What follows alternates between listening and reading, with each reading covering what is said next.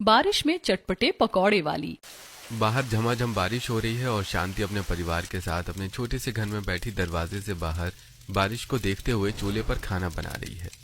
बहू, देख रही हो बाहर कितनी तेज बारिश हो रही है, पूरी गली में पानी भर गया है। ऐसी ठंडी हवा में अगर गर्मा गर्म बेसन के पकौड़े खाने को मिल जाते तो सच में मजा ही आ जाता। अरे शांति, पकौड़ों की बात मत करो, मुझे तो अपने गांव के दिन याद आ गई जब बहू कैसे चूल्हे पर तुरंत ताजा पकौड़े छान देती थी। हाँ पिताजी, पूरा मोहल्ला हमारे घर पकौड़े खाने आ जाता था। दीदी सही कह रही हैं, शहर में आकर तो ऐसा लगता है जैसे स्वाद और खुशियां दोनों ही किसी लॉकर में बंद हो गई हैं। हाँ, ये सब सुनकर तो मुझे भी गांव के पकौड़े खाने का मन करने लगा है। ये सब सुनकर शुभम अचानक बीते दिनों की एक मीठी सी याद में खो जाता है। गांव में अजय खेतों से ताजा सब्जियां लेकर घर में जाता है। माँ देखो, मैं खेतों से एकदम ताजा पालक, गोभी और नए आलू ले आया हूँ। अरे वाह मेरे बेटे, तू तो मेरे दिल की बात हमेशा समझ जाता है। बहू, जरा जल्दी से ये ताजा पालक और गोभी धो ले और चूल्हा सुलगाकर पकौड़े बना दे। माया जल्दी से चूल्हे के पास जाती है और कढ़ाई में तेल चढ़ा देती है। वो कटोरे में कटी हुई हरी मिर्च, हरा धनिया, गरम मसाला और नमक मिलाकर बेसन को फेंट कर तलने लगती है, जिससे कढ़ाई में जाते ही पकौड़े फूल कर सुनहरे होने लगते हैं। फिर माया पकौड़े को निकाल कर अपने ससुर को देते हुए, लीजिए पिताजी, सबसे पहले आपके लिए गोभी और पालक के गर्मा गर्म पकौड़े तैयार हो गए हैं। संभल कर खाइएगा, अभी कढ़ाई से तुरंत निकाले हैं, बहुत गर्म है। वाह वाह बहू, सचमुच तुम्हारे हाथ में तो जादू है। पकौड़े खाते ही गांव की पूरी थकान मिट गई। बाहर बारिश हो रही और अंदर चूल्हे के पास बैठकर ऐसे स्वादिष्ट पकौड़े खाने का मजा ही कुछ और है। पिताजी, आप कहाँ खो गए हैं? अरे कुछ नहीं बेटा, बस वही पुराने दिन याद आ रहे थे। सही कहा पिताजी आपने, वो दिन तो अब बीते जमाने की बात हो गए।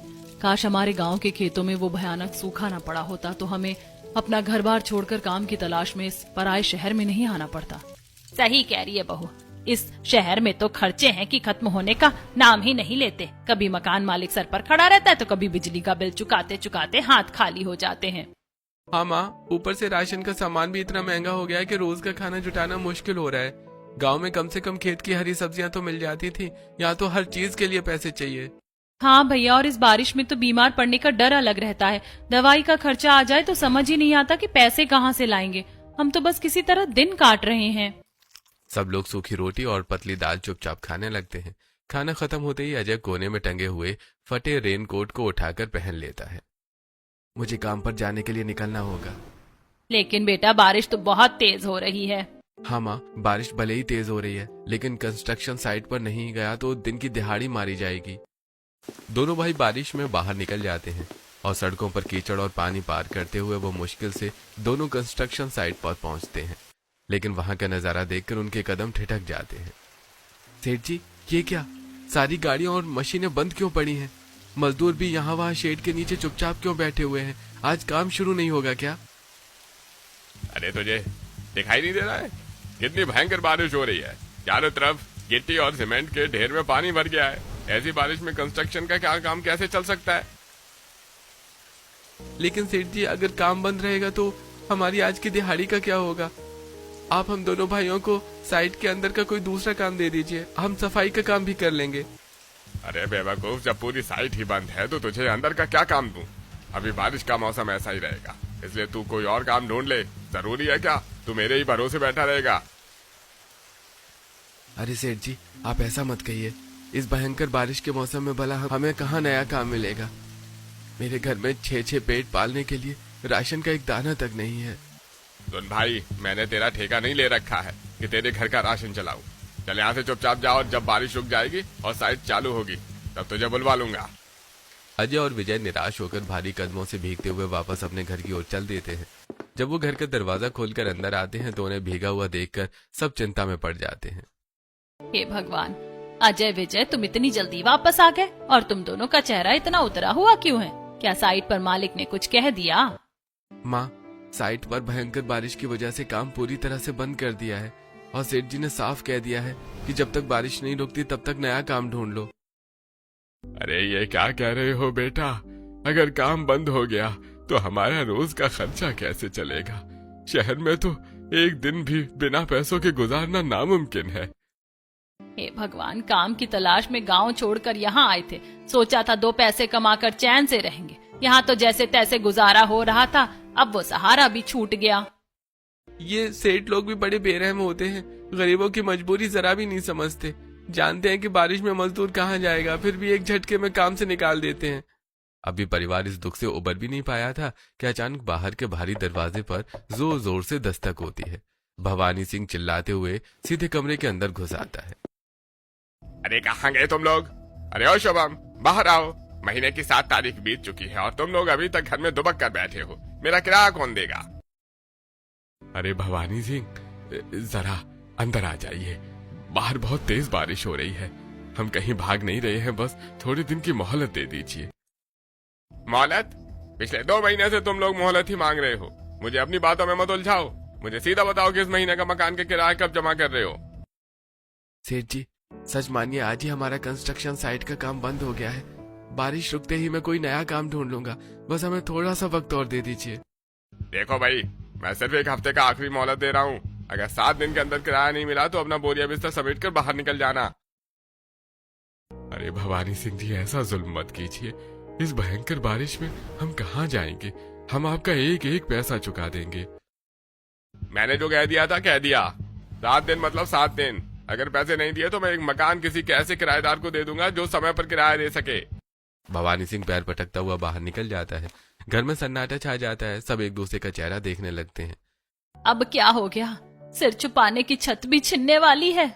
ऐसे बैठे बैठे शाम हो जाती है, तब शांति अपनी बहू से, बहू जा रसोई में देख, जो कुछ भी थोड़ा बहुत राशन बचा हुआ है वही पका ले ताकि सब खाना खा सके। जी माँ जी, डिब्बे में थोड़ा सा आटा और आधी कटोरी दाल बची हुई है। मैं अभी जाकर जल्दी से दाल और रोटी बना देती हूँ, आप लोग चिंता मत कीजिए। माया कोने में चूल्हे की तरफ जाती है और डिब्बों को खंगालने लगती है। तभी बाहर गली से एक पकौड़े बेचने वाले ठेले वाले की तेज आवाज सुनाई देती है। गर्मा गर्म पकौड़े ले लो। देखो, बाहर पकौड़े वाला आवाज लगा रहा है। इस बारिश के मौसम में किस्मत भी कैसा मजाक करती है। दिल तरस रहा है और जेब में पैसे नहीं है। माँ जी, आप परेशान मत होइए, मेरे पास सब्जियों के लिए बचा कर रखे हुए 10 रुपए का एक नोट पड़ा हुआ है। आपका इतना मन हो रहा है तो मैं पकौड़े ले आती हूँ। हाँ भाभी, जरा जल्दी जाइए, कम से कम माँ का मन तो बहल जाएगा। वैसे भी इतने दिनों से हम सबने कुछ चटपटा नहीं खाया है। माया अपना फटा हुआ छाता लेकर बाहर गली में निकलती है और पकौड़े के ठेले पर जाती है, जहाँ काफी सारे लोग पकौड़े खरीद रहे थे। तभी वहाँ एक चमचमाती हुई कार आकर रुकती है और उसमें से कल्पना अपना छाता लेकर उतरती है। इधर माया पकौड़े वाले से, भैया जरा मुझे 10 रुपए के आलू और प्याज के पकौड़े दे दो। क्या 10 रुपए के पकौड़े? अरे दिमाग खराब हो गया है क्या तेरा? 10 रुपए में तो आजकल पकौड़े तलने का तेल भी नहीं आता। भाग यहाँ से। अच्छा ठीक है भैया, इतना गुस्सा क्यों कर रहे हो? अगर 10 रुपए में नहीं आते तो कोई बात नहीं, मैं वापस चली जाती हूँ। अरे भैया, इन गरीबों का भी अजीब ही नाटक रहता है। जेब में खाना खाने का तो पैसा होता नहीं, पकौड़े जैसी चीजें खाने चले आते हैं।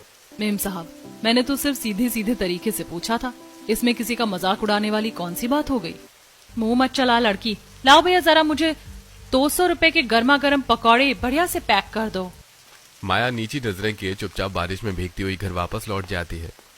उसके खाली हाथ देखकर घर के सब लोग समझ जाते हैं कि बाहर क्या हुआ होगा। क्या हुआ भाभी, ठेले वाले ने पकौड़े नहीं दिए क्या? अरे चलो, अच्छा ही हुआ ना भाभी, कम से कम हमारे 10 रुपए तो बच गए। अब इससे हम कल की सब्जी ले आएंगे। कीर्ति सबको हंसाने की कोशिश करते करते खुद का दर्द नहीं छिपा पाती। उसकी हंसी अचानक सिसकियों में बदल जाती है और उसकी आंखों से आंसू बहने लगते हैं। बहन, तू रो मत, मैं तेरा दर्द अच्छी तरह समझ सकता हूँ। हमारी लाचारी है कि हमें ऐसा दिन देखना पड़ रहा है कि हम पकौड़े भी खरीद कर नहीं खा सकते। रो मत कीर्ति, जब तक तेरा भाई जिंदा है तुझे उदास होने की जरूरत नहीं है। हम दोनों भाई कल सुबह ही काम की तलाश में दोबारा निकलेंगे। दोनों भाइयों की इस बात से सभी को तसल्ली मिलती है।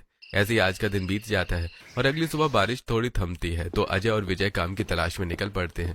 वो शहर की अलग अलग गलियों, दुकानों और कारखानों के चक्कर काटते हैं, लेकिन हर जगह से उन्हें निराशा मिलती है। भैया, क्या आपकी इस कपड़े की दुकान में कोई पल्लेदारी या सफाई का काम मिल सकता है? हम दोनों बहुत मेहनती हैं, जो भी काम दोगे उसे कर लेंगे। अरे भाई नहीं, यहाँ कोई काम खाली नहीं है। बारिश की वजह से वैसे ही ग्राहक नहीं आ रहे हैं। आगे बढ़ो और कहीं और देखो। शाम ढलने तक अजय और विजय शहर की दुकानों के चक्कर काट काट कर थक हार कर वापस घर लौटते हैं उनके खाली हाथ देखकर माया समझ जाती है कि आज भी कुछ काम नहीं मिला। आप दोनों बहुत थक गए हैं, पानी पीजिए। थोड़ी देर सोचने के बाद माया सभी लोगों से, जब तक आपको बाहर कोई सही काम नहीं मिल जाता तब तक मैं घर में नहीं बैठ सकती। मैंने सोच लिया है कि मैं भी कल से काम ढूंढने निकलूंगी। नहीं माया, तुम बाहर जाकर लोगों के ताने क्यों सुनोगी? ये मेरी और विजय की जिम्मेदारी है कि हम परिवार का पेट भरें। नहीं, जब दुख पूरे परिवार पर आया है तो लड़ाई भी हम सबको मिलकर लड़नी होगी। ऐसी परेशानी में आज का दिन बीत जाता है। अगले दिन माया काम मांगने निकलती है। कई दरवाजे खटखटाने के बाद वो इत्तेफाक से कल्पना के आलीशान बंगले के बाहर पहुंच जाती है। अरे तू तो वही है ना जो उस दिन 10 रुपए के पकौड़े मांग रही थी। यहाँ क्या करने आई है? भीख मांगने आई है क्या? नहीं मेम साहब, मैं भीख मांगने नहीं आई। अगर आपके घर में झाड़ू पोछा, बर्तन या सफाई का कोई काम हो तो मुझे रख लीजिए, मैं ईमानदारी से काम करूंगी। अच्छा, तो तुझे काम करना है, ठीक है। झाड़ू पोछा, बर्तन और कपड़े धोने का पूरा काम आता है ना तुझे? जी मेम साहब, मुझे घर का सारा काम आता है। आप जैसा कहेंगी मैं वैसा ही करूंगी, बस मुझे काम पर रख लीजिए। ठीक है, काम पर लग जा, लेकिन याद रखना काम में जरा सी भी ढिलाई बर्दाश्त नहीं करूंगी। अब माया कल्पना के घर काम पर लग जाती है। वो माया के घर झाड़ू लगाती है, उसके बाद पोछा लगाती है और फिर किचन साफ करती है। तभी कल्पना किचन में आकर माया से, ओ लड़की, जल्दी जल्दी हाथ चला, अभी मेरी सहेलियां आने वाली हैं। पूरा घर चमचमाता हुआ दिखना चाहिए। जी मेम साहब, मैं बस पोछा लगा ही रही हूँ, रसोई का पूरा काम निपटा दिया है, आप बेफिक्र रहिए। कल्पना वहां से चली जाती है और माया सफाई में वापस लग जाती है। थोड़ी देर में कल्पना की 2 अमीर सहेलियां आती हैं। कल्पना अपनी सहेलियों के साथ हॉल के सोफे पर बैठी बातें करते हुए, अरे कल्पना, बाहर तो बहुत ही सुहाना मौसम हो गया। ऐसी झमाझम बारिश में तुम्हारे घर में बैठकर चाय पीने का अलग ही मजा आएगा। हाँ सीता, मौसम तो सच में बहुत बढ़िया है। उसी समय माया काम खत्म करके हॉल में आती है। माया को देखकर कल्पना माया से, ओ लड़की, जल्दी से रसोई में जाओ और हम सबके लिए गरम चाय और पकौड़े बना कर ला। जी मेम साहब, मैं अभी कढ़ाई में तेल चढ़ाती हूँ और 10 मिनट में पकौड़े लेकर आती हूँ। माया जल्दी से रसोई में जाती है। वो बेसन में कटी हुई हरी मिर्च, हरा धनिया और मसाले मिलाकर पीटती है और कढ़ाई में पकौड़े तलकर हॉल में लाती है। लीजिए मेम साहब, आपके लिए एकदम गर्मा गर्म पकौड़े और चाय तैयार है। दोनों सहेलियां पकौड़े खाते हुए माया से, वाह कल्पना, तेरी घर की पकौड़ी तो सच में बहुत ही लाजवाब बने। इतनी कुरकुरी और स्वादिष्ट नाश्ता तो मैंने कहीं नहीं खाया। हाँ, इसमें कौन सी बड़ी बात है। अगर अच्छा खाना नहीं बनाएगी तो इसे घर में काम कौन देगा। तभी बातचीत के दौरान गीता के हाथ से एक पकौड़ा छूटकर जमीन पर गिर जाता है। माया तुरंत आगे बढ़कर गिरा हुआ पकौड़ा उठाने लगती है। सुन लड़की, ये पकौड़ा उठाकर तू कहाँ ले जा रही है? रसोई में ले जाकर खाने की सोच रही है क्या? नहीं मेम साहब, जमीन पर गिर गया है तो मैं इसे अलग उठाकर रख ही रही थी ताकि कालीन गंदा ना हो। फेंक क्यों रही है? उठाकर खुद ही खा लेना। वैसे भी तेरे घर में तो पकौड़े बनते नहीं होंगे, तू तो तरसती होगी ऐसे स्वाद के लिए। सही कह रही है कल्पना, इनके नसीब में ऐसा खाना कहाँ। जमीन पर गिरा है तो क्या हुआ, इनके लिए तो ये भी बहुत बड़ी बात है। दोनों सहेलियां हंसने लगती हैं। माया का दिल अंदर तक टूट जाता है। वो गिरा हुआ पकौड़ा उठाकर कोने में रखती है और आंसू पोंछते हुए मन ही मन, हे भगवान, गरीब होना इतना बड़ा गुनाह है क्या कि लोग इज्जत नीलाम कर देते हैं। लेकिन मुझे सहन करना होगा, वरना घर में राशन कहाँ से आएगा। यही सोचकर माया अंदर चली जाती है और अपने काम में लग जाती है। शाम को जब काम खत्म होता है तो माया हिम्मत जुटाकर कल्पना के पास जाती है। मेम साहब, आज का पूरा काम हो गया है। अगर आप मुझे आज के काम के थोड़े से पैसे दे देती तो मैं राशन ले जाती। क्या अभी के पैसे? तुझे काम पर आए अभी 1 दिन भी पूरा नहीं हुआ और तू पैसे मांगने लगी। हफ्ता पूरा होगा तभी पैसे मिलेंगे।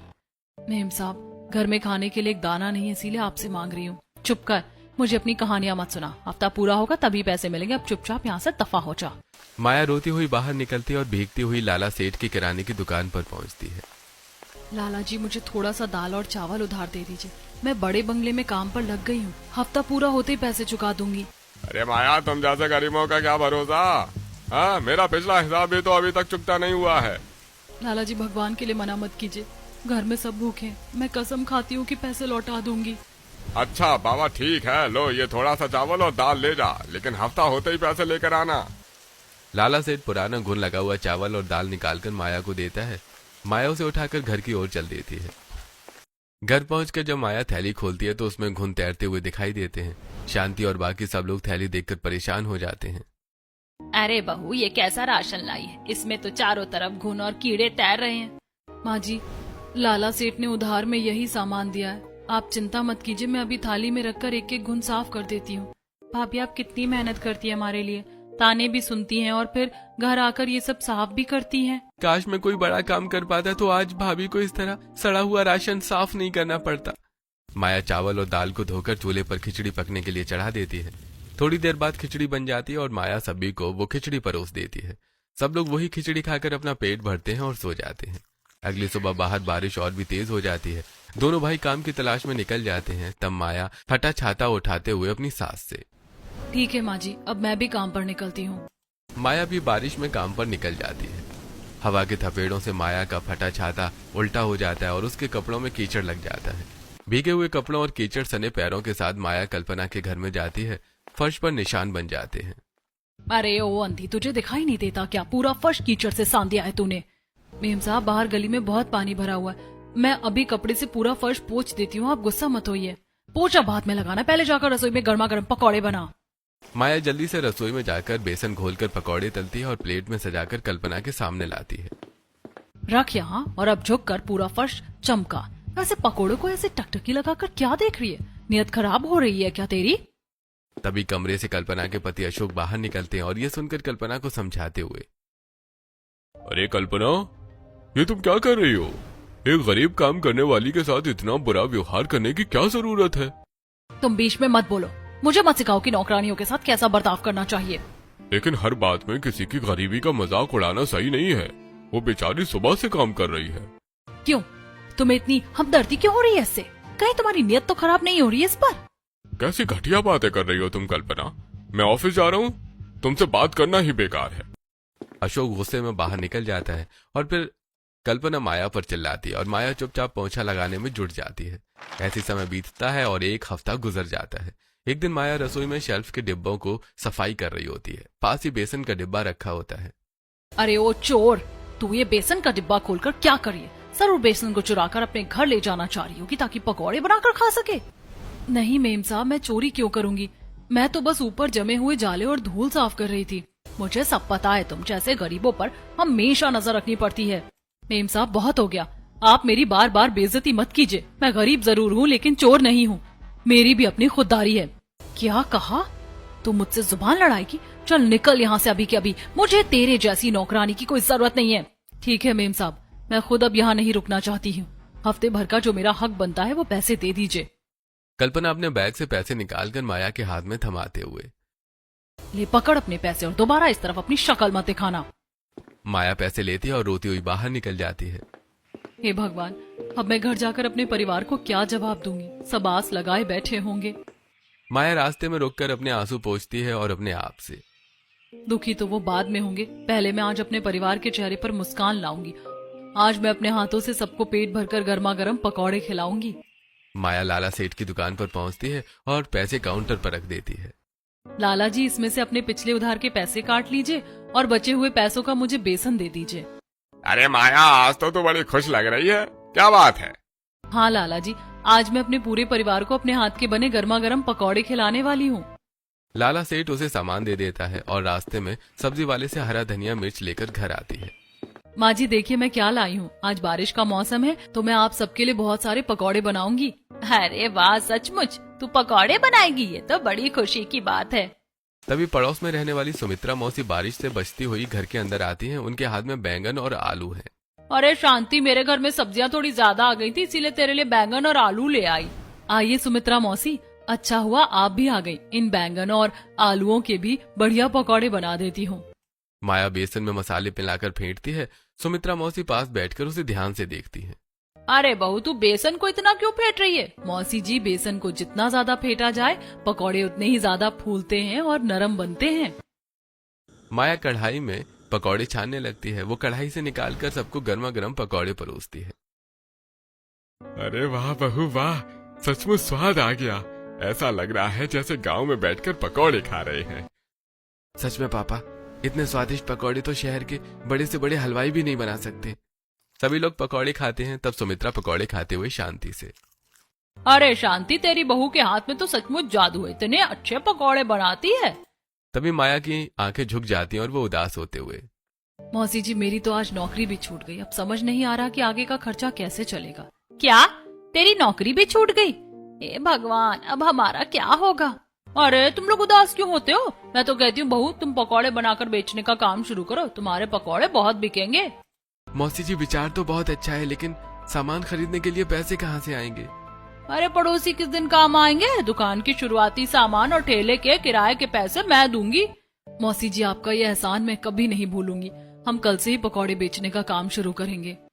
सभी लोग ये सुनकर बहुत खुश हो जाते हैं। अगले दिन सुमित्रा मौसी पैसे लेकर अजय और माया बाजार जाते हैं। वो सब्जी बेसन खरीदते हैं और किराए पर ठेला भी तय करते हैं। फिर वापस आते समय अजय माया से, माया हमने सारा सामान ले लिया है और ठेला भी किराए पर मिल गया है, अब बस हमें दुकान लगानी है। वो लोग घर आते हैं और पूरा परिवार मिलकर पकौड़े बनाने में मदद करता है। उसके बाद अजय और विजय दोनों भाई काम की तलाश में चले जाते हैं और माया ठेला लेकर सड़क के किनारे पहुंचती है। काफी देर तक कोई भी कस्टमर नहीं आता। हे भगवान, मैंने बड़ी मुश्किल से ये पकौड़े का ठेला लगाया है, लेकिन अभी तक कोई कस्टमर नहीं आया। ऐसे तो मेरा नुकसान हो जाएगा। तभी झमाझम बारिश शुरू हो जाती है। माया अपने ठेले पर तिरपाल लगा देती है और खुद भी छाता लेकर खड़ी हो जाती है। और ढके हुए ठेले को देखकर माया, अगर ठेला इस बारिश के कारण तिरपाल से ढका रहा तो कौन ग्राहक मेरे पास आकर पकौड़े खाएगा? तभी रास्ते से गुजरता हुआ एक राहगीर उसके ठेले के पास आकर रुकता है। अरे बहन जी, यहाँ खुले आसमान के नीचे क्यों परेशान हो रही हो? सब लोग तो आगे बने हॉकर जोन में खड़े हुए हैं। Hawker zone? भैया मुझे नहीं पता कि वो हॉकर जोन कहाँ है। यहाँ से 2 गली आगे जाओ, वहाँ सरकार ने एक बड़ा शेल्टर बनाया है। ऊपर टीन का शेड लगा है, वहाँ पानी गिरता ही नहीं है। बहुत बहुत धन्यवाद भैया, मैं अभी अपना ठेला लेकर वहीं जाती हूँ। माया ठेले को ढकेलते हुए आगे ले जाती है। उसे वो हॉकर जोन दिखाई देता है, जहाँ शेड के नीचे कई ठेले लगे हुए हैं और सूखी जगह पर लोग अलग अलग चीजें आराम से खा रहे हैं। वाह, ये जगह तो बहुत ही बढ़िया है, मैं भी अपना ठेला यहाँ लगा लेती हूँ। अब माया भी उस हॉकर जोन के अंदर सभी ठेले वालों के साथ खड़ी हो जाती है और फिर वो अपना चूल्हा सुलगाती है और फेंटे हुए बेसन को निकालकर माया कढ़ाई में पकौड़े तलती है। तो तेल की छन छन आवाज के साथ पूरे हॉकर जोन में सौंधी खुशबू फैलने लगती है। अरे भाई, ये कहाँ से इतनी खुशबू जबरदस्त आ रही है? चलो चलकर देखते हैं।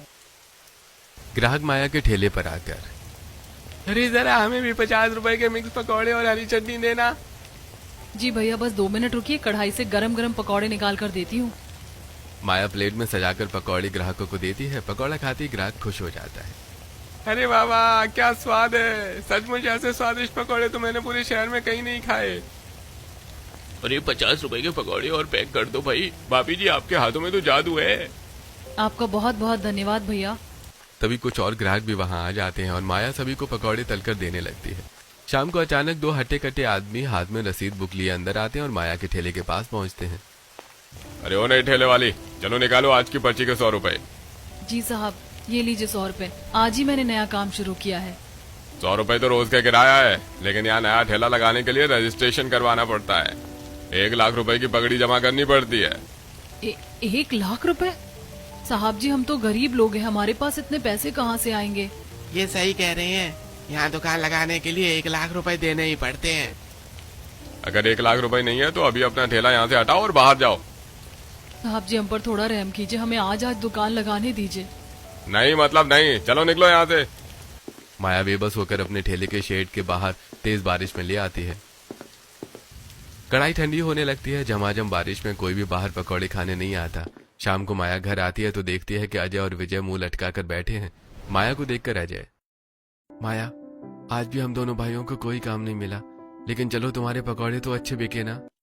माया अपने पूरे परिवार को सारी बातें बता देती है। अरे कोई बात नहीं बहू, तो हिम्मत रख। भगवान ने चाहा तो आज नहीं तो कल तेरे पकौड़े जरूर बिकेंगे। पिताजी, मैं इस बचे हुए बेसन के घोल से थोड़े पकौड़े बना लेती हूँ। आज हम सब पकौड़े और रोटी खा लेते हैं। माया बचे हुए बेसन के घोल से पकौड़े बनाती है और सभी लोग पकौड़े और रोटी खाकर सो जाते हैं। अगले दिन सुबह बारिश थोड़ी थम जाती है। अजय और विजय फिर से काम की तलाश में निकल जाते हैं और माया भी अपना ठेला लेकर फिर से सड़क के किनारे आ जाती है। आज बारिश रुकी हुई थी, इसीलिए माया जल्दी जल्दी चूल्हा जलाकर गरम गरम पकौड़े छानती है। पकौड़े की खुशबू सूंघकर उसके ठेले पर कस्टमर की भीड़ लग जाती है। माया जल्दी जल्दी पकौड़े तलकर सभी कस्टमर को देने लगती है। 50 रुपए के आलू के पकौड़े देना। जी अभी देती हूँ। तभी अचानक काले बादल घिर जाते हैं और मूसलाधार बारिश होने लगती है। हवा से ठेले पर बंधा हुआ शेड उड़ जाता है। हे भगवान, शेड भी उड़ गया और पानी भी ठेले में टपक रहा है, ऐसे तो पकौड़े खराब हो जाएंगे। माया जल्दी से चूल्हा बुझाती है और बारिश की वजह से सभी ग्राहक माया के ठेले से चले जाते हैं। सारा सामान भीगकर बर्बाद हो जाता है। बेचारी माया दुखी होकर कमाए हुए कुछ पैसों से थोड़ा राशन खरीदती है और अपने घर आ जाती है। सभी लोग माया के मुंह से बातें सुनकर बहुत दुखी होते हैं। ऐसे कुछ दिन बीत जाते हैं। एक दिन शाम को जब माया घर आती है तो बेटा माया, आज शाम को सुमित्रा ने हमें अपने पोते के जन्मदिन पर बुलाया है, सब लोग तैयार हो जाओ। सभी लोग तैयार होने के लिए अपनी अपनी अलमारी से कपड़े निकालते हैं। माया देखती है कि सारे कपड़े पानी की वजह से गीले हो चुके हैं और उनमें से दुर्गंध आ रही है। इन सारे कपड़ों से तो दुर्गंध आ रही है और ये गीले भी हो चुके हैं। हाँ बेटा, हम गरीबों का तो यही रोना है। संभाल कर ये कपड़े कहीं आने जाने के लिए रखे थे, वो भी सीलन से खराब हो गए। कोई बात नहीं, अब इन्हें ही पहन कर जाना पड़ेगा। अब पूरा परिवार उन्हीं कपड़ों को पहनकर पार्टी में पहुंचता है। पार्टी में कल्पना उन लोगों को इस तरह के बदबूदार कपड़े पहने देखकर मजाक उड़ाते हुए, देख रही हो बहनों, ये गरीब अपने बदबूदार कपड़ों को पहनकर यहाँ आ गए। इन्हें शर्म भी नहीं आती ऐसे कपड़े पहनकर आते हुए। सही कहा कल्पना, वैसे ये गरीब पकौड़ी और अच्छा खाना खाने यहाँ आए होंगे। मेम साहब, जरा तमीज से बात कीजिए, हमारी तो खुद की पकौड़ों की दुकान है। पकौड़ों की दुकान इस झमाझम बारिश में? जाओ जाओ, खा लो जितना खाना है। कल्पना के ताने सुनकर पूरा परिवार बिना कुछ खाए हॉल से बाहर निकल आता है। ऐसे कुछ दिन गुजरते हैं। एक दिन आसमान साफ रहता है। अजय और माया सड़क किनारे ठेला लगाते हैं। पकौड़ों की महक से भीड़ जुट जाती है। माया, लोग बहुत पसंद कर रहे हैं हमारे पकौड़े। हाँ, आज बिना बारिश के ग्राहक आराम से खा रहे हैं।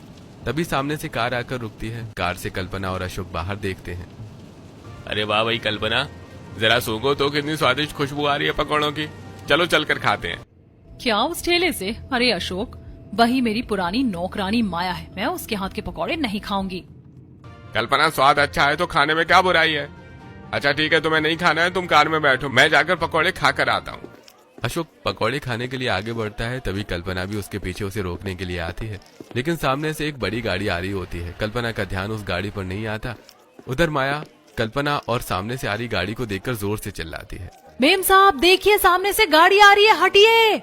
माया दौड़ती हुई कल्पना को धक्का देकर सड़क के किनारे गिरा देती है। ट्रक पास से गुजर जाता है।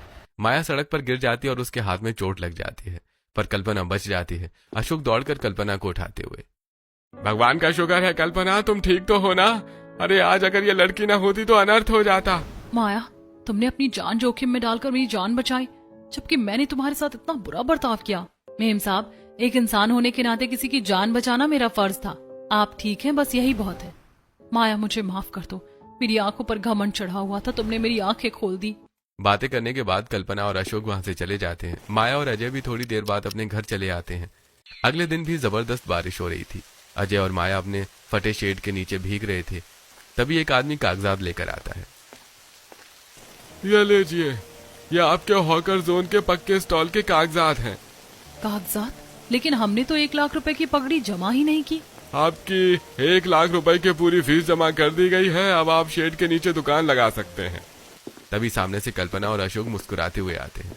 माया, ये पैसे मैंने जमा किए हैं, तुमने मेरी जान जो बचाई उसके आगे ये 1 लाख रुपए कुछ भी नहीं है।